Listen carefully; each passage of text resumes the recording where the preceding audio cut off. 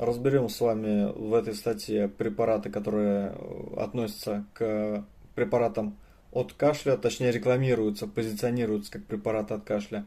На самом деле являются препаратами, улучшающими отхождение мокроты и, соответственно, провоцирующие кашель.